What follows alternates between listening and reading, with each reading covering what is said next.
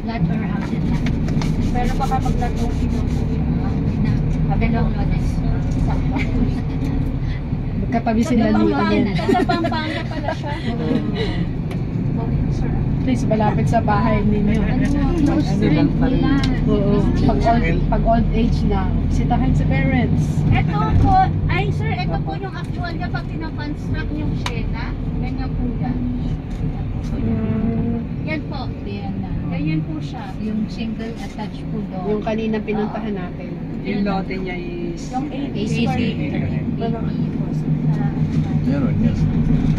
Ayan, sa gitna.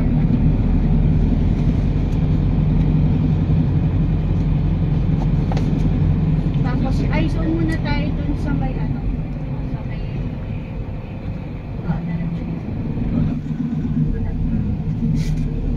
Sabi pa na. Kabit na pala yan.